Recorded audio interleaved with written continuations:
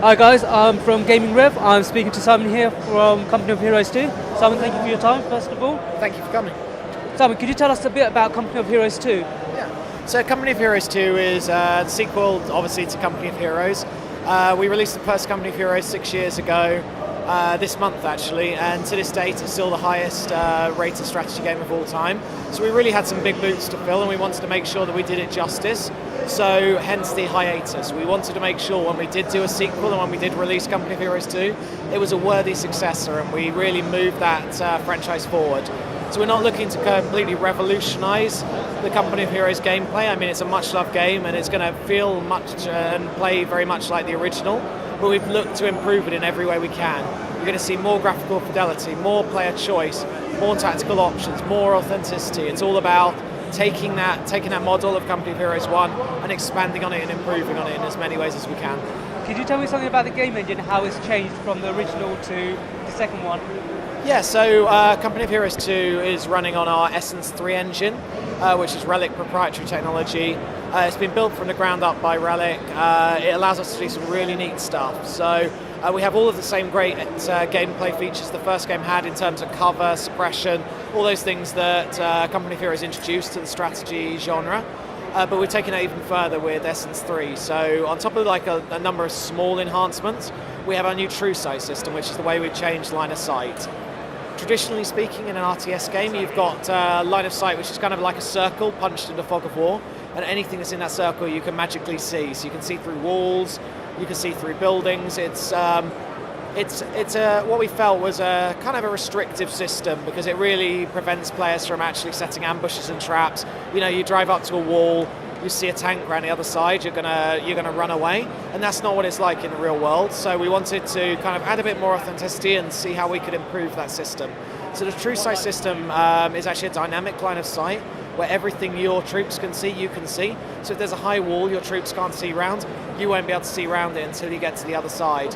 If there's a building on fire or a vehicle on fire, the smoke that puts off will actually dynamically block line of sight, and that will change with wind direction. So you're going to see a very versatile system there. Now that plays into some of our new features like our tracks. We have persistent tracks in the game. So snow, mud, any kind of soft surface will leave tracks, and every vehicle and every unit in the game has unique tracks. They're persistent, so they'll last for the entire match. So players will actually start to be able to track and work out where their opponents are and what vehicles they're using by actually looking out for the tracks on the ground. So that will play into the whole ambush mechanic where you might not be able to see a tank through a wall anymore, but you start seeing a lot of Tiger tank tracks around an area. You're going to worry before you walk around the corner. You're going to have to start being a little bit more tactical, a little bit more careful. We also decided to bring the weather system to life in Company of Heroes 2. It was a hugely impactful part of World War II on the Eastern Front. 1941, when the Germans invaded, it hit minus 40 degrees that winter. Most of the German army was still equipped in summer uniforms, and minus 40 is cold enough to basically freeze human skin. So there are stories of people freezing to death actually as they marched. It's a pretty incredible story, and we wanted to bring weather to life in the game, so it's not just a pretty texture. So the first way we did this was with our snow system. So most games, when you play a snow level, it's exactly the same as a desert level, exactly the same as a jungle level. It's just a different coloured ground that you're walking on. It has no effect to gameplay. Our snow actually has depth. So as your troops move through deep snow, they're going to be slowed down and encumbered by it. Snow can also be layered on and removed. So for example, heavy snowfall will accumulate on buildings, vehicles, etc. But explosives, fire, things like that can actually destroy snow and remove it right down to the dirt underneath. Cold Tech also includes a cold system where maps have a temperature, and when we're in the middle of the winter, a temperature will drop below a certain level. Your soldiers will start losing body temperature. When they get to a critical mass or a critical point, they're going to start suffering from hypothermia and you're going to lose members of your squad. So you're going to have to really start thinking about putting them in cover when there's a storm, using fires to sage the ground to kind of keep those guys warm. Our ice system as well is not just a painted on colour. Ice has got a different texture. Vehicles and units will slip and slide around, they'll struggle to get traction. And ice is also breakable, so it has hit points. You drive vehicles over it, you're going to see it crack and split around the vehicle. The more weight you put on it, the more damage it's going to do. and a smarter opponent will actually use that against you and blow the ice out to sink vehicles to the bottom of the lakes. So some really interesting systems tied into weather as well, made possible by our new engine. That's quite good. I like the fact that you made it more realistic and the fact that it's more real-time intelligence. So, say if you play multiplayer, yeah. I know you can't tell me much about it. So, say you're playing co-op, do you share the same intel or? So if you're, you can see basically where any of your units can see. It's not on an individual guy basis, it's on a unit basis. So if you were playing a skirmish map with more than one player on your team, you would also share their line of sight, but you wouldn't obviously be able to see anything that was outside of those line of sight radiuses. So the same way, exactly the same way it works currently with those games. The only difference is you can't see round walls, you can't see through smoke. So it's still the same basic system, it's just a more dynamic line of sight system. And that will be reflected in single player and multiplayer. That's quite good. You said the weather system changes, every single time. Is this to do with the map, or is it just you have different terrains? You've got some maps which are just snow, some areas which is sand. So is it different continent, different weathers? Well, so the whole game takes place on the Eastern Front. So from a campaign point of view, you're going to be on the Eastern Front, but our game takes place from 1941 to 1945, which is a pretty extended period of the war. So it's not all going to be winter. When you're playing in the winter time, you're really going to feel that winter, and it's almost going to be like a third player trying to kill you and trying to kill your opponents at the same time. When you're playing in the spring or summer, you're not going to see that snow. There's going to be less snow or no snow on the map, but you're going to see other articles and other features kind of coming in to reflect those conditions. But yeah, when you're playing a winter map, you're really going to be aware of the weather. You're going to see blizzards blowing in, you're going to feel the cold, you're going to have to worry about breaking ice, the snow's going to slow you down and encumber you. You're really going to get a feeling for what it was like to be on the Eastern Front in the winter. I'll be honest, that sounds great. I mean, the fact that you've actually made it very realistic, considering the time period and how history has put it when the Germans attacked the Russians. They weren't able to do their panzer movement, the Blitzkrieg. That's what they tried. Yes, they tried. Hitler's plan was when he invaded Russia, he expected to, by the end of the year, to have taken the entire country. And there are a number of reasons that didn't work out for him. I mean, there were some indecisive moments where they decided they were heading towards Moscow and they actually changed plans. Maybe that would have changed the war. Also, some of the doctrines brought in by Stalin. Order 227, for example, that was where Stalin forbade retreat on pain of death. So the Russian army can no longer retreat and fall back because they'd be killed by their own side. So that level of desperation meant they were always pushing forward. So I think those combined with some of the decisions the Germans made stopped them from taking the country with a blitzkrieg attack before the winter set in. And once the winter set in, that was a very different story because we had German army equipped in summer uniforms or sort of light clothing out in the middle of the Russian winter, which is one of the most extreme winters you get in the world. One problem they had with the tanks was they didn't work in winter. It was they froze. Well, this would be reflected in the game where if tanks go into heavy snows, they won't be able to work that well because of the... Yeah, so like I said earlier, the snow will actually encumber vehicles and troops. So really deep snow, your vehicles will get bogged down, they'll slow right down, they won't move as quickly, they won't be as manoeuvrable. So you're going to struggle to get through that snow. On the flip side, really deep snow can't be landmined. So as a player, you're always going to have those tactical choices. You're going to see a road that might be cleared, and that's going to be the quick route, that's going to be the easy route. But going down that road, you might hit a landmine. Going through the deep snow, you're going to really struggle. You're not going to make good progress. Maybe you'll be sitting duck out in the open for an airstrike or an artillery attack, but you're not going to have to worry about landmines. So the whole premise is the player has always got tactical options, and they can decide to take the fast route or the seemingly safe route. So there's a lot of different options by it. But yeah, the snow will definitely affect and encumber vehicles. So it's quite good. So you have different tactical options. You can either plan it out through an easy route, or which might be easy. Yeah. Hindsight might be or dangerous. Or dangerous, which might be much easier. Right. So you have to really think how your opponent would actually think that you're going to really do it. Exactly. It's a tactical battle of chess.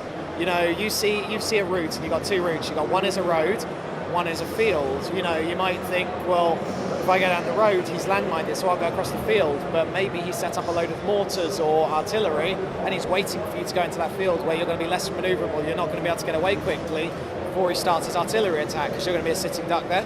The same with ice. You might want to skirt around the map and go a really long way. There might be a really quick, efficient route straight across the middle of the ice. But when you're on that ice, you're vulnerable. You're going to move less quickly. Your vehicles are going to struggle for traction.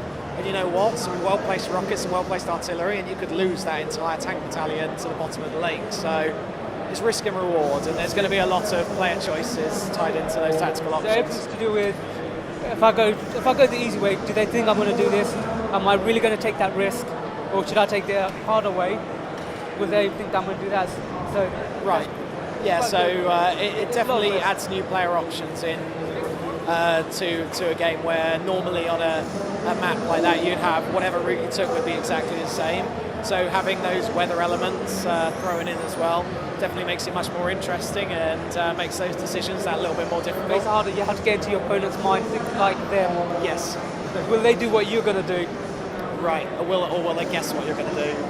Yeah, it's definitely interesting playing this game in multiplayer against real human opponents. And also in single player, we've put a lot of work into our campaign AI. Our AI is no longer scripted in the campaign mode, so it's no longer told, you go here, attack here, hide in this building. It has one objective, so the objective might be to hold a point, or the objective might be to take out your base, and it can decide anywhere it wants to do that, so it plays like a human player. So sometimes you'll play a match and your opponent will rush straight towards you. You might play the same campaign mission a second time, and they might spend 10 minutes skirting around the outside of the map to attack you from behind. So you see some really interesting stories from the campaign AI. So, for example, we did a press hands-on about a month ago, and I was sitting watching some guy play, and he moved up a huge force of infantry, and he captured one of the strategic points on the map. And while he's holding this point, the computer AI started counter-attacking, and they brought in a light tank and started attacking him from the front on one side. While he was deciding if he was going to retreat or try and take it out, some engineers with flamethrowers came in from the other side, so he was kind of pincered between the flamethrowers and the engineers. He obviously decided, he lost about half his men, decided, you know what, I'm not going to win this battle, I'm going to fall back. Started falling back away from the strategic points and ran straight into a heavy machine gun. So the AI had actually flanked around behind him, thinking, you know, he's going to retreat, and had set up a heavy machine gun, so he ran straight into the machine gun fire. His entire army was wiped out. None of that was pre-programmed, none of that was pre-scripted. That was the computer AI thinking around the problem and deciding that it was going to set up that elaborate trap to take him out. So you get some very interesting AI matches as well. That's quite good, because in some games when you play AI, you know what they're going to do, because they'll just hold one position. You're like, okay, I'm going to go around, then I'm going to attack them, because they're not really going to do anything much. When you have AI, which, you know, can pretty much do anything in the game, you're like, okay, I have to think now. It can do anything the human player can do in this. Like, you know, I'm not playing any old game, I'm not playing a computer, I'm playing an actual opponent. Yes. So if you play single player, great, I've got a challenge now. Our AI is incredibly devious, actually. Sometimes, it really like throws curveballs at you, and you play a map 50 times to do, like, sometimes we'll demo and we'll play the same map 50 times to demo to 50 different journalists, and the one time you do it, the AI will do something completely unexpected you've never seen it do before. And for example, with the weather maps, we always tried to get all the German army to attack over the lake so we could destroy the lake and sink them. But I've seen it on a number of times. I've seen it kind of stop at the edge of the lake and then decide not to go onto it, like kind of edge out to the ice and then back off and go round and take bridges. I've seen it flank the entire outside of the map and come up behind my artillery and actually destroy my artillery before I've managed to use any of it. I've seen it shoot across the ice so quickly that the artillery's missed and hit behind it. It makes it very unpredictable, but really interesting to play against. That's quite good. I mean, when the challenge is there, more people want to play it, because when you play a game and it's just straightforward, you get bored of it and like, okay, I'll pass it on. But when it's a game that's challenging and pushes you, that's when you go, yes, I want to carry on playing it. Yeah, even single player, every time you play a campaign mission, it will be different, because the AI will do different things and it will attack in different ways. So it definitely adds a lot more longevity to the game. That's great to know. Thanks for that. For that, right now, if it's okay, I'll get into some questions that I've got from people. Okay, from Ballistica, I've got this question. what's the hardest point in making a Call of Company of Heroes 1? And actually, it's a two-part. And are there any aspects of Company of Heroes 1 that you like in Company of Heroes 2? So yeah, Company of Heroes 1, we had a really lofty goal. We actually set out, we wanted to kind of capture the essence of like Saving Private Ryan in a video game, and our internal goal was to basically make the best strategy game ever. That was what we set out to do. So no easy feat, but we really wanted to make sure that we thought of everything we didn't like about strategy or we thought could be improved, we tried to improve, and I think it was an incredibly hard project, an incredibly challenging project, because the internal standard we set for ourselves was so high. Reaching that standard was great, and to this day we're still the highest rated strategy game out there. So Metacritic, game rankings, we're still number one in terms of critical acclaim, which is great, a really good place to be. Obviously it really sets the bar high for us with the sequel. So with Company of Heroes 2, we really wanted to take the essence of Company of Heroes 1. We don't want to destroy what that is or massively change it, because it's a fantastic game. We're still 6 years later, have a huge player base playing it. A lot of people love this game. We want it to feel like Company of Heroes, but we want it to be better. So we looked at how we can enhance it. Things like the true slow system, things like weather, little amends like the new AI system, the giving infantry abilities like being able to jump over low cover so they don't have to run all the way around walls. Lots of little like fixes and tweaks to the way the game plays, as well as this exciting new setting. We've put a lot more authenticity into the game. Our fans love the authenticity of the first one. Every small arm fight that you'll hear in the game, it's all live records, so even down to the heavy machine guns. Most games use stock audio. Company of Heroes 1 were included. We use stock machine gun audio, the same as most video games do. This time we got all of those World War II guns from collectors. We took them out to a field, we recorded them. We did live records from point blank range, we did live records from half a mile away in a ravine type thing. So we actually have that 3D soundscaping is completely accurate to what those real world equivalents sound like. We spent a lot of time working on our vehicles. We want them to feel more threatening. We want them to feel like 30-ton diesel snorting monsters, which they are. So a lot of effort has gone into taking what was great in Company of Heroes 1 and making it better in Company of Heroes 2. I've also got a question here from Tegan. It's not really a concept. He's asked, please put more emphasis on designing the multiplayer and balancing the online experience. Please also provide regular patches and fixes to bugs. Anything like that?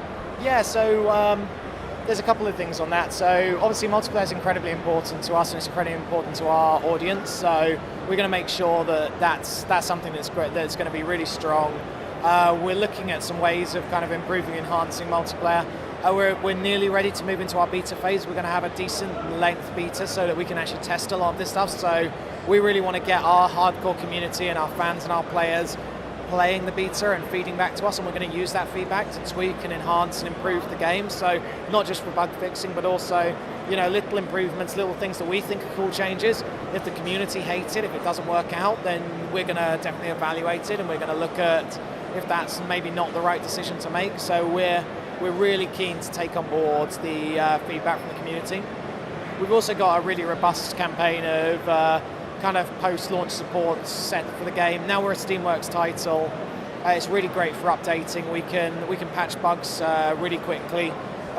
We find it, we fix it, we patch it. Steam are great at getting that up quickly, getting that whole process smooth. So we'll be picking up on problems as quickly as we can, using feedback from the community, using all of our beta testing phases and fixing and implementing those fixes as soon as we can. Okay, I've got this question from Synthetic Bacon. He's asking me to ask you about the Commissioner chest and in-game currency and how we use to purchase in future XP and unit boosts. Okay, so I think what that user's referencing is one of the Steam pre-order bonuses. Now, there are a couple of different items mentioned there. First of all, there was mention of cash towards future downloadable content. So what that is basically, as I mentioned earlier, we're going to have single-player downloadable content added into the game. Players will be able to obviously purchase that, and that's $5 towards one of those packs. I believe it's $5 anyway. He was offered with those.